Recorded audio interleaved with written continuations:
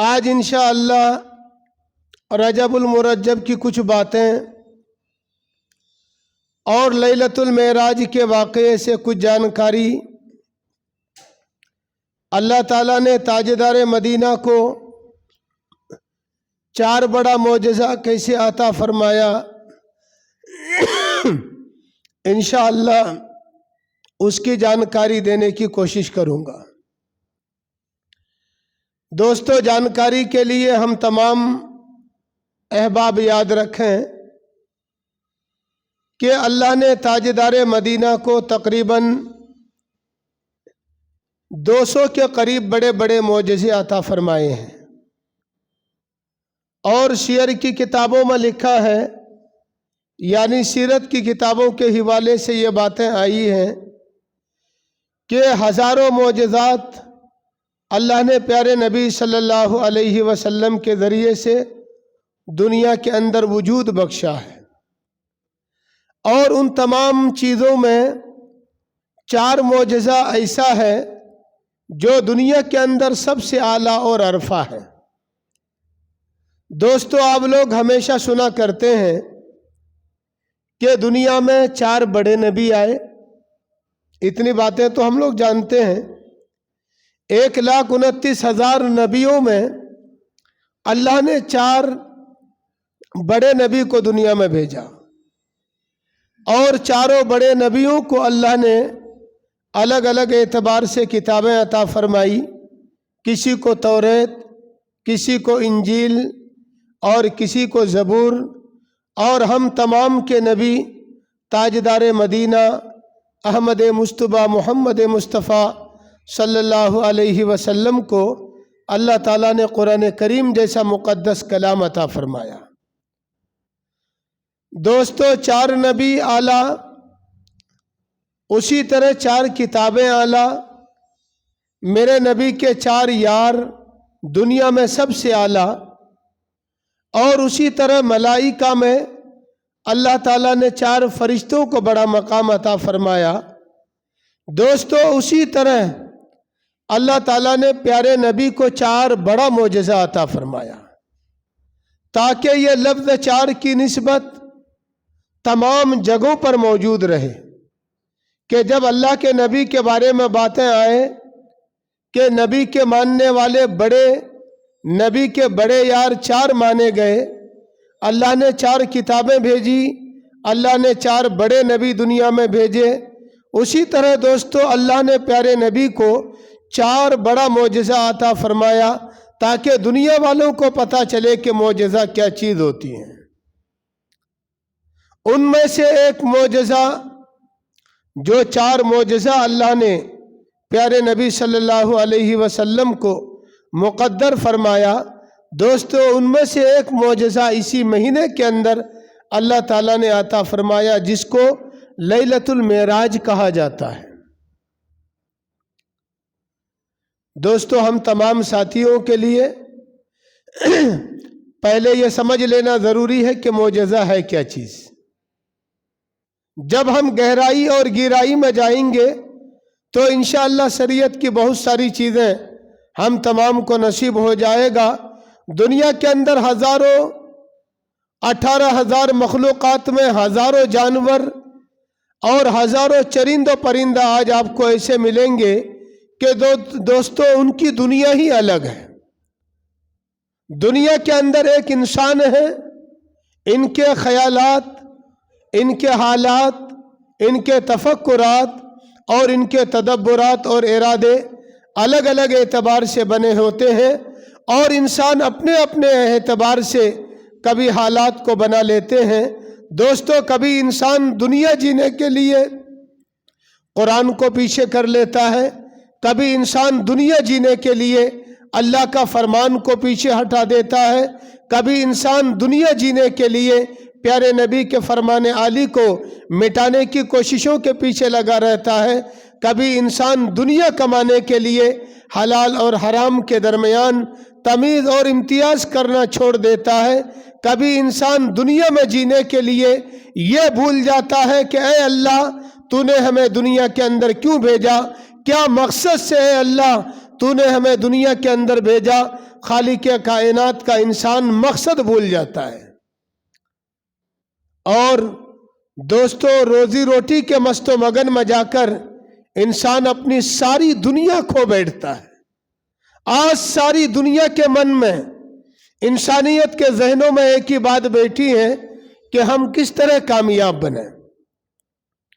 ہر انسان کے من میں صرف آج یہی ایک ارادہ چسپاں اور دوستو پیوستہ ہو چکا ہے کہ ہم کس طرح کامیاب بنیں اور کامیابی کی راہ دیکھیں، ہمارا گھر کس طرح کامیاب بنے، ہماری نسل، ہماری آل و اولاد کس طرح کامیاب بنے، ہمارا سماج اور ہمارا ماحول کس طرح کامیابی کی راہ دیکھے۔ اس کے لیے انسان ساری چیزوں کو قربان کرنے کے لیے تیار ہو بیٹھا ہے۔ اپنے درمیان سے، اپنے مابین سے، اپنے دلوں سے اللہ اور اللہ کے رسول کی محبت دوستو عداوتوں کے درمیان لا چکا ہے۔ انسانوں کے ذہنوں میں یہ بات نکل گئی کہ اللہ قرآن کس لیے آیا اور قرآن کے فرمان پر ہم تمام کو کس طرح عمل پیرا ہونا ہے۔ اے اللہ تاجدار مدینہ کو لیلۃ المعراج تم نے کس طرح دیا اور لیلۃ المعراج کو معجزہ ہم تمام کو کس طرح سمجھنا ہے۔ اے اللہ تو نے تاجدار مدینہ کو خاتم النبیین بنایا، محمد الرسول اللہ کو ختم نبوت کا چراغ ہم تمام کے ذہنوں میں کیسے جلانا ہے۔ اے اللہ تو نے تاجدار مدینہ کے صدقے میں صحابہ کرام کو مبعوث فرمایا، ان کی پاسداری ہم تمام کو کس طرح کرنا ہے۔ اے اللہ تو نے دنیا کے اندر موسیٰ کو بھی انعام دیا، اے اللہ تو نے دنیا کے اندر داؤد کو بھی انعام عطا فرمایا، اے اللہ تو نے دنیا کے اندر عیسیٰ علیہ السلام کو بھی تحفے اور تحائف عطا فرمائے، لیکن پیارے نبی کو عرش پر بلا کر انعام کیسے عطا فرمایا۔ دوستو اس کی پاسداری آج ہم لوگوں نے اپنے ذہنوں سے بلا رکھا ہے۔ صرف مقصد زندگی ہم تمام کی آج یہی ہے کہ ہم صرف کامیاب ہو جائیں۔ شب معراج اور لیلۃ المعراج اور ماہ مبارک یعنی رجب کا مہینہ ہم تمام کے لیے ایک انوکھا پیغام لے کے آیا کہ لوگوں جس طرح تمہارے نبی کے ماننے والے 4 بڑے یار بنے، اسی طرح تمہارے نبی پر اللہ نے 4 بڑا معجزہ عطا فرمایا۔ لوگوں اگر تم ملت اسلامیہ کے اندر پاسداری کرنے والے ہو، لوگوں اگر تم امت محمدیہ کی غلامی کرنے والے ہو، لوگوں اگر تم قرآن و حدیث کے مطابق اپنی زندگی گزارنا چاہتے ہو، تو دوستو اللہ نے پیارے نبی کے ذریعے سے ہم تمام کو باور کرایا کہ اپنے پیغمبر پر اترنے والا وہ 4 معجزہ تم یاد رکھو، انشاءاللہ تمہارے ذہنوں کے اندر ایمان آ بیٹھے گا۔ آج اگر ہم کسی سے غسل کے فرائض کی بھی جانکاری لے لینا تو بڑا مشکل سے جواب ملتا ہے۔ آج اگر ہمارے درمیان صرف یہ باتیں کہی جائے کہ ہم استنجا کرتے ہیں، جناب استنجا کا طریقہ ہمیں شریعت کی روح سے سمجھا دیں، تو دوستو اگر ہزاروں کا مجمع ہوگا، ہزاروں کے مجمع میں اگر کسی سے سوال کر لیا جائے کہ جناب استنجا آپ کو کس لائن پر کرنا ہے، تو میں نے کئی بار بڑے بڑے مجمعوں سے جا کے سوال کیا، خدا کی قسم بڑے بڑے لوگوں نے ہاتھیں نیچے کر لی۔ لوگوں نے کہا جناب معلوم نہیں کہ استنجا ہمیں کس طرح صحیح کرنا ہے۔ اللہ نے ہمیں ایسی قوم اور ایسا نبی کا امتی اور ایسا پیارا حبیب ہم تمام کو نصیب فرمایا جنہوں نے پاؤں کے تلوا سے لے کر سر کے بال تک زندگی گزارنے کے سارے احکام بتا دیے۔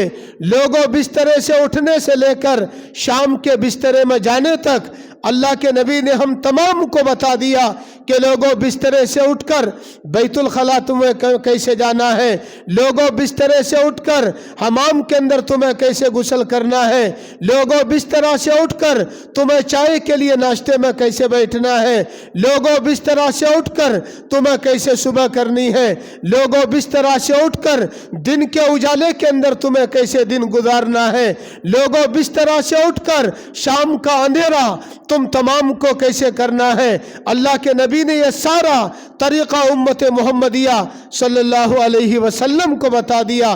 دوستو یہ ہماری قوم کی ذمہ داری تھی کہ ہم بستر سے اٹھ کر استنجا کا طریقہ بھی معلوم کریں۔ ہماری قوم کی ذمہ داری تھی ہم بستر سے اٹھ کر حمام میں جانے کا طریقہ بھی معلوم کریں۔ ہماری قوم کی ذمہ داری تھی کہ ہم بستر سے اٹھ کر دنوں کے اندر کیسے چل پھر کرنا ہے، یہ ساری جانکاری قرآن و حدیث کے مطابق ہم تمام کو لینی تھی۔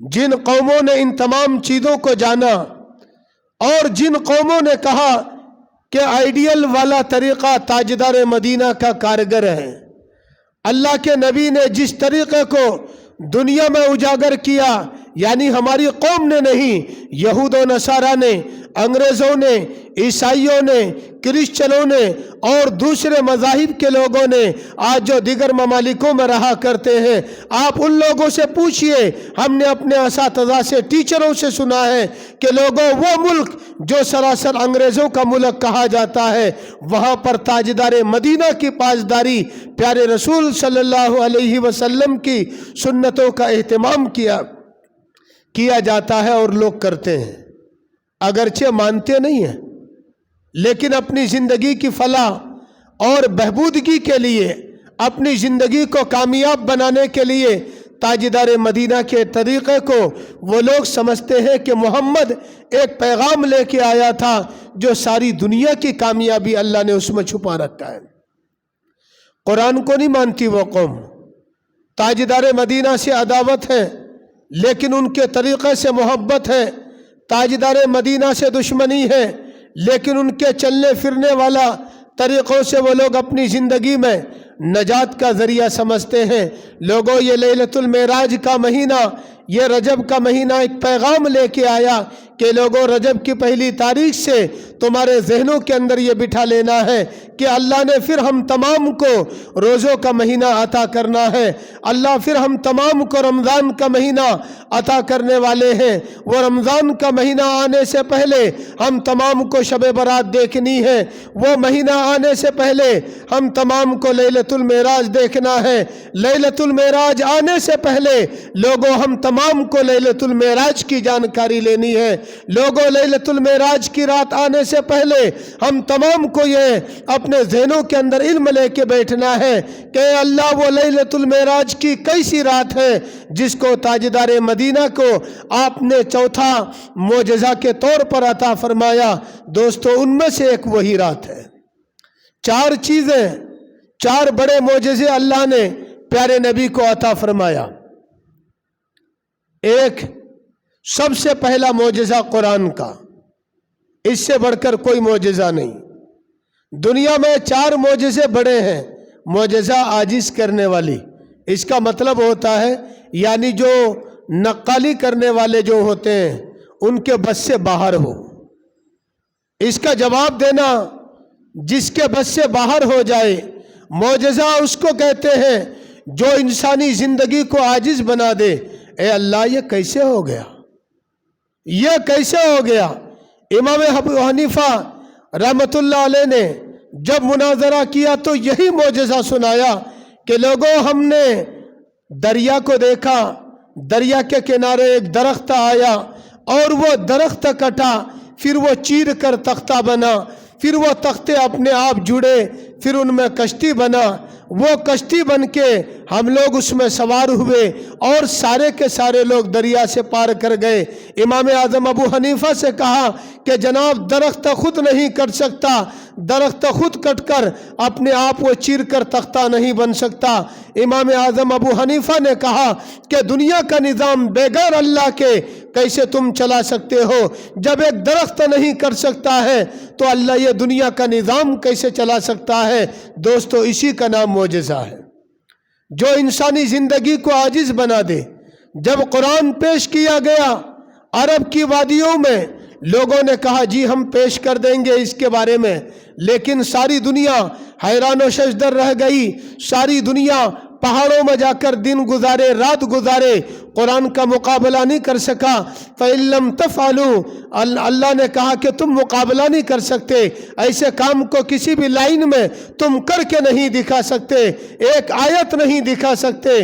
दोस्तों, पहाड़ों में जाके कई कई महीने रात गुजारने वाले जिन्होंने अपने जहनों में मंशा बनाया था हम कुरान की नक्काली करके लाएंगे, वो लोग अपने आप में बेहोश और मदहोश हो गए। अल्लाह ने कहा मैंने ये कुरान बतौर मोजज़ा के अता फरमाया।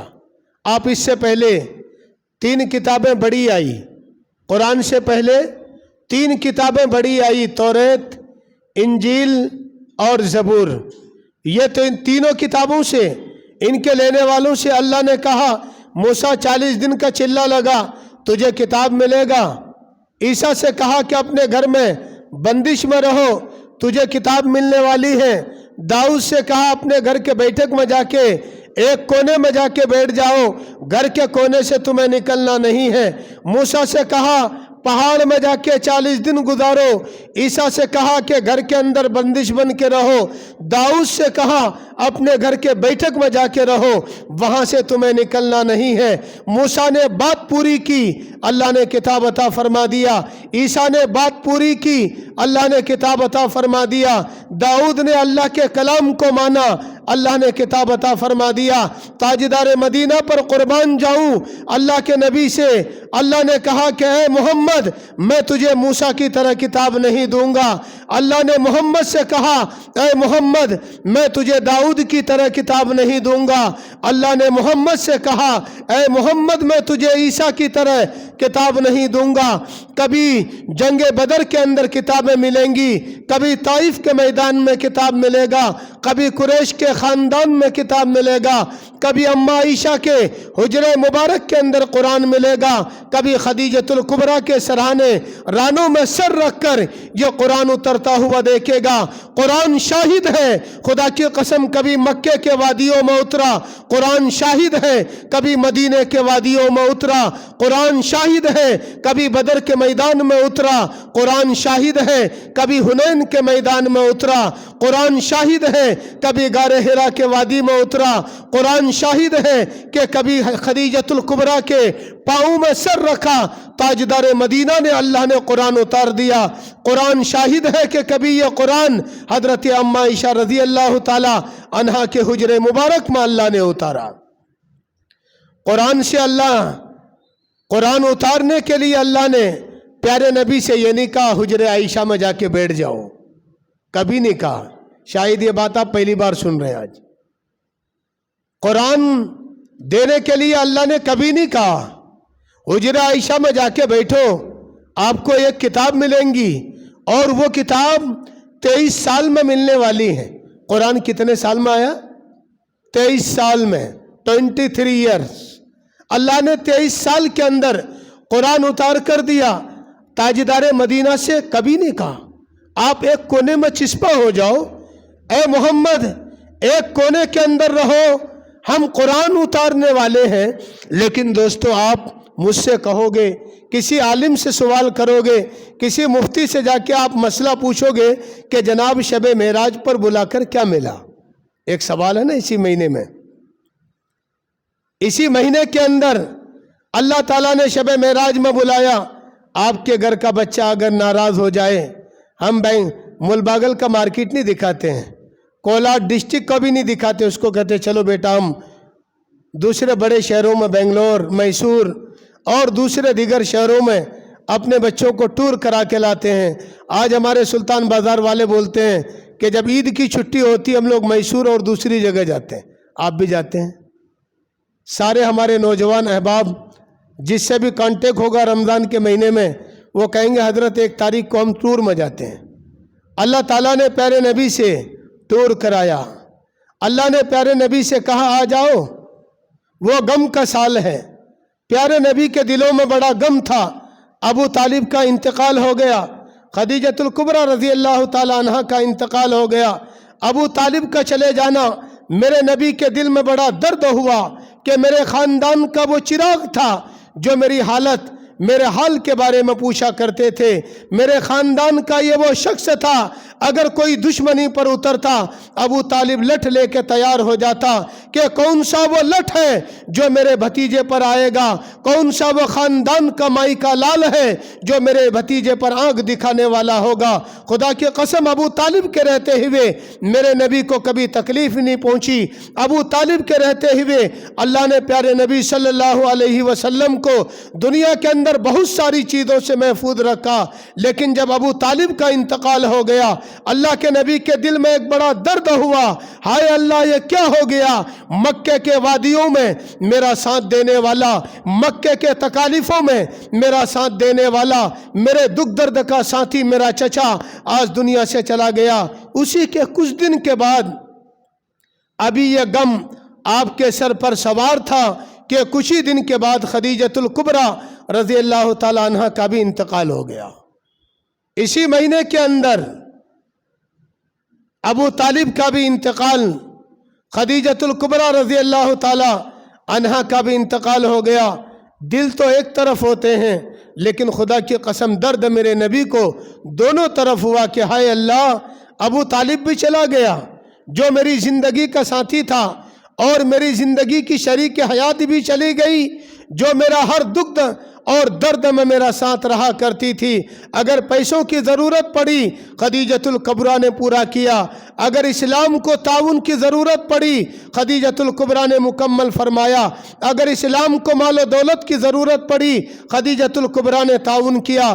اسلام کی عورتوں میں اگر سب سے پہلا اگر اسلام کا سر چشمہ بلند کرنے والی کوئی عورتیں تھیں، اللہ نے خدیجۃ الکبریٰ کو وہ پیغام دیا، شریک حیات تھی۔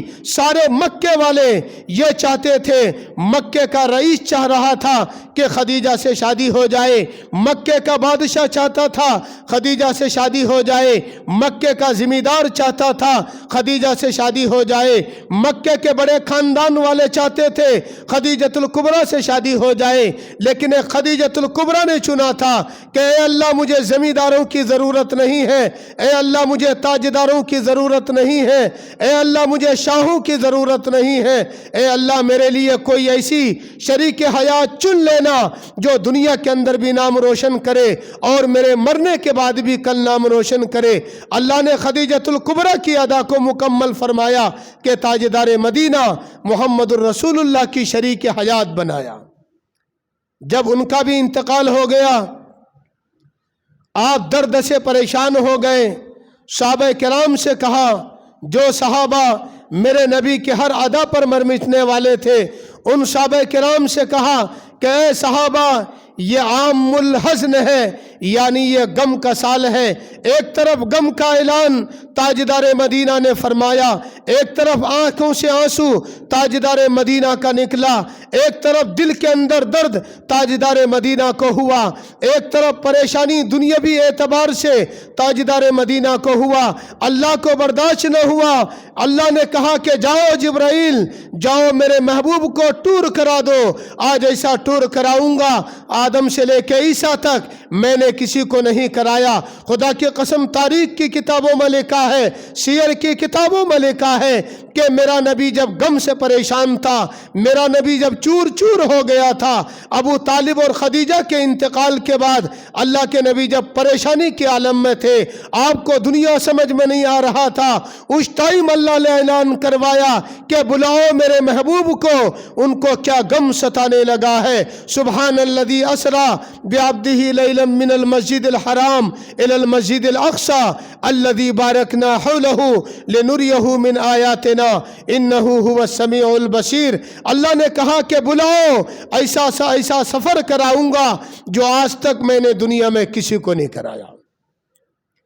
غم مٹانے کے لیے یاد رکھیے گا میری باتیں انشاءاللہ، غم مٹانے کے لیے میرے نبی کے درد کو دور کرنے کے واسطے اللہ نے پیارے نبی سے جبرائیل امین سے کہا کہ بلاؤ تاجدار مدینہ کو، آج وہ دنیا دکھاؤں گا جہاں تک آج میں نے کسی کو نہیں دکھایا۔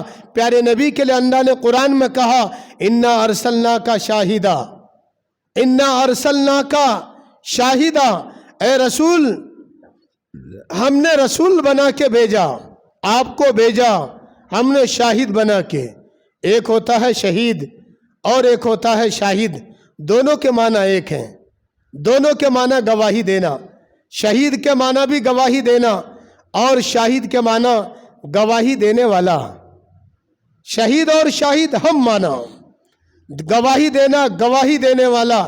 لیکن دوستو اب ایک آدمی اللہ کے راستے میں شہید ہو گیا، اللہ کے وہاں جا کے گواہی دے گا، اے اللہ میں تمہارے راستے میں قربان ہو گیا، وہ ساری حالات بتائیں گے، اللہ شہادت کا مقام عطا فرماتا ہے۔ اور ایک آدمی گواہی دینے والا، آپ کے خلاف کورٹ کیس دائر ہوا کورٹ میں، جج پوچھیں گے گواہی دینے والے آؤ۔ گواہی دینے والے، شاید آپ نے نہیں سنا ہوگا تاجدار مدینہ کی یہ خوبی جو میں آپ کو آج سنانے جا رہا ہوں۔ دوستو گواہی دینے والے دو طریقے سے ہوتے ہیں۔ گواہی دینے والے دو قسم کے لوگ ہوتے ہیں۔ ڈیڈ باڈی ڈاکٹر نے چیک کیا، ڈاکٹر نے کہا زہر دے کے مارا، گولی کے ذریعے سے مارا، کسی اور چیز کے ذریعے سے مارا، ڈاکٹر نے اس کو دیکھا نہیں ہے، ڈاکٹر نے مرتے ہوئے نہیں دیکھا، لیکن انہوں نے رپورٹ بنا دی کہ جناب اس کو زہر کھلا کر مارا گیا یا گولی کے ذریعے سے اس کو مارا۔ اس کی ہڈیوں کے ذریعے سے چیک کر کے بتا دیا کہ اس کو تو مارا گیا، یہ لوگوں نے اس کو مارا ہے۔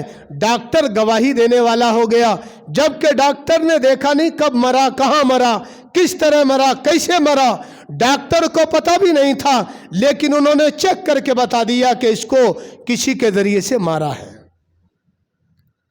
کچہری میں، کورٹ میں ایک گواہ پیش ہوتا ہے، جج پوچھتے ہیں جناب آپ نے دیکھا ہے؟ کہ جی ہم نے دیکھا نہیں، ہم نے سنا ہے۔ ہم نے دیکھا نہیں، ہم نے سنا ہے کہ اس کو مارا ہے۔ اب کس سے سنا ہے؟ وشال کنڈے والے دو آدمی کو بلایا کہ دو آدمی کو بلاؤ، دو آدمی کی گواہی قابل قبول ہوگا۔ دو آدمی ان کی باتوں کا اقرار کرنے والا ہوا، اس کی باتوں کو یقین کر لیا گیا کہ دو آدمی نے ہاں کر لیا، یعنی فلاں بھائی بھی دیکھا، فلاں بھائی بھی دیکھا۔ جج نے کہا کہ جی اس کی باتیں بالکل صحیح ہے، ایسا ہی کرتے ہیں نا۔ اور ایک گواہی دینے والا وہ ہوتا ہے جو ڈائریکٹ کہتا ہے کہ مرڈر ہوتے ہوئے ہم نے دیکھا، گولی چلتے ہوئے ہم نے دیکھا، زہر پلاتے ہوئے ہم نے دیکھا ہے۔ خدا کی قسم تاجدار مدینہ کے بارے میں میرے اللہ نے کہا انا ارسلناک شاہدا، اے نبی ہم نے تجھے شاہد بنایا، شاہد آدم کی طرح نہیں، شاہد نوح کی طرح نہیں، شاہد شعیب کی طرح نہیں، شاہد ابراہیم کی طرح نہیں، شاہد موسیٰ کلیم اللہ کی طرح نہیں، شاہد عیسیٰ روح اللہ کی طرح نہیں، شاہد ابراہیم خلیل اللہ کی طرح نہیں، شاہد حضرت داؤد کی طرح نہیں، حضرت آدم علیہ نبینا علیہ السلام سے لے کر حضرت عیسیٰ علیہ السلام تک جتنے لوگوں نے اللہ کے بارے میں سنا ہے، حضرت آدم سے پوچھو وہ بھی کہے گا میں نے اللہ کو نہیں دیکھا، میں نے اللہ کا کلام سنا ہے۔ حضرت نوح سے پوچھو وہ بھی کہے گا میں نے اللہ کو نہیں دیکھا، میں نے اللہ کا کلام سنا ہے۔ حضرت شعیب سے کہو وہ بھی کہے گا میں نے اللہ کو نہیں دیکھا، میں نے اللہ کا کلام سنا ہے۔ حضرت موسیٰ سے پوچھو وہ بھی کہے گا بھائی میں تو تجلی دیکھ کر بے ہوش ہو گیا، میں اللہ کو نہیں دیکھا۔ حضرت عیسیٰ سے پوچھو وہ بھی کہے گا میں نے اللہ کو نہیں دیکھا لیکن میں نے سنا ہے۔ قربان جاؤں تاجدار مدینہ محمد الرسول اللہ کی ذات گرامی، اللہ نے ایسا پیارا نبی آپ تمام کو دیا، ہم تمام کو دیا کہ اے نبی دنیا کو بتا دے کہ میں نے وہ چیز دیکھی ہے جو آدم سے لے کے عیسیٰ تک کسی نبی نے نہیں دیکھا ہے۔ ایک مرتبہ گیا، دوسری بار آیا، تیسری بار گیا، چوتھی بار آیا، پانچویں بار گیا، چھٹی بار آیا، 9 مرتبہ آنا جانا ہوا۔ اللہ نے 5 نمازیں رکھ لی۔ دوستو آنے جانے کا مقصد یہی تھا کہ اے محمد الرسول اللہ تو وہ گواہ ہے جو دنیا کو بتائے گا کہ میں نے اللہ کو دیکھا ہے۔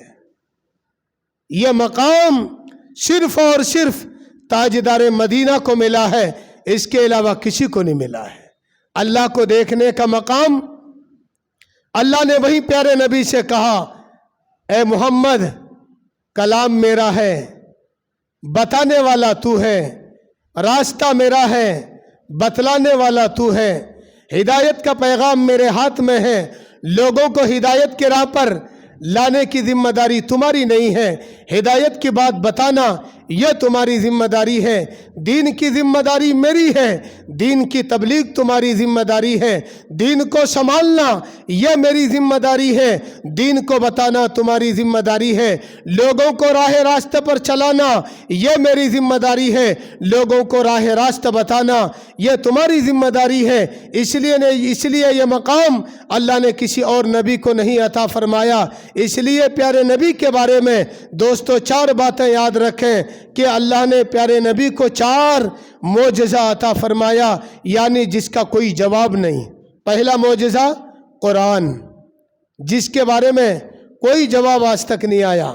अल फुरकान नाम से यूरोप वालों ने किताबें निकाली, क्या क्या निकाले, सारे के सारे उनके बिस्तरों में, बोरियों में, उनके अलमारियों में बंद हो गए, लेकिन कुरान अपनी जगह महफूज रहा। और दोस्तों दूसरी चीज़, अल्लाह ने प्यारे नबी को खातमुन नबिय्यीन बनाया। एक मोजज़ा कुरान का, दूसरा मोजज़ा खातमुन नबिय्यीन का, यानी अब कोई नहीं आएगा। मौलाना कासिम नानोतवी रहमतुल्लाह अलैह ने लिखा है कि लोगों, प्यारे नबी ने कहा एक घर तैयार हो गया, उस घर के अंदर एक ईंट बाकी रह गई, और वो ईंट अल्लाह ने ताजदार मदीना की शक्ल में मुझे भेजा। अल्लाह ने प्यारे नबी को भेजा। जब वो ईंट प्यारे नबी के नाम से लग गया, वो घर मुकम्मल हो गया। अब उस घर के अंदर कोई गुंजाइश नहीं। अल्लाह ने दुनिया बनाया, लेकिन एक ईंट को बाकी रखा था। ताजदार मदीना दुनिया के अंदर आ गए, अल्लाह ने तमाम को मुकम्मल फरमा दिया। इसलिए दूसरा मोजज़ा, यानी जिसका कोई जवाब नहीं होगा, पहला कुरान दिया, दूसरा खातमुन नबिय्यीन दिया, और तीसरा मेराज की रात अता फरमाया कि लोगों, मेराज की रात वो रात है जो अल्लाह ने प्यारे नबी को मोजज़ा बना के दिया है। मेराज के माना सीढ़ी पर चढ़ना, मेराज के माना है लैलतुल मेराज, जो अभी 27वीं तारीख को आने वाली है दोस्तों, उसके माना है सीढ़ी पर चढ़ना। अब एक बात बताओ, आप प्यारे नबी से बढ़कर कोई है? अगर हम प्यारे नबी से कहें जनाब आप सीढ़ी पर चढ़ो, खुदा की कसम मेरे नबी की शान में तौहीन हो जाएगी, अल्लाह के नबी की शान में गुस्ताखी हो जाएगी। लेकिन वहाँ उम्मत को पैगाम दिया कि लोगों, एक रास्ता बताने के लिए आए। और चौथी चीज़, अल्लाह ने तमाम कायनात को जो मोजज़ा के तौर पर अता फरमाया दोस्तों, वो सहाबा किराम का सदका है। सहाबा एक ऐसी जमात जिसका कोई जवाब नहीं, जिसकी कोई मिसाल नहीं, जिसकी कोई नज़ीर नहीं प्यारे नबी के बाद। इसलिए अल्लाह के नबी ने फरमाया, अस्सहाबी कन नजूम बिअय्यिहिम इक़्तदैतुम इह्तदैतुम, के लोगों सहाबा के तरीक़े पर चलो, इंशाअल्लाह कामयाब बन के रहोगे। इंशाअल्लाह हम तमाम साथी अपने दिलों में इरादा करें, हम कुरान से दिल लगाएंगे, इंशाअल्लाह ताजदार मदीना को खातमुन नबिय्यीन मानेंगे, इंशाअल्लाह प्यारे नबी के मेराज के रात को मोजज़ा मानेंगे, और इंशाअल्लाह प्यारे नबी के दीवाना तमाम दीवाने सहाबा को इंशाअल्लाह मोजज़ा की शक्ल में मानते हुए हम सहाबा के नक्श कदम पर इंशाअल्लाह चलने की फ़िक्र करेंगे। अल्लाह से दुआ करें, अल्लाह इन तमाम इस्लामी जानकारी बातों पर मुझे भी अमल की तौफ़ीक़ अता फ़रमाए, आप तमाम दोस्तों को भी अमल की तौफ़ीक़ अता फ़रमा। व आखिर दावाना अनिल हम्दुलिल्लाहि रब्बिल आलमीन।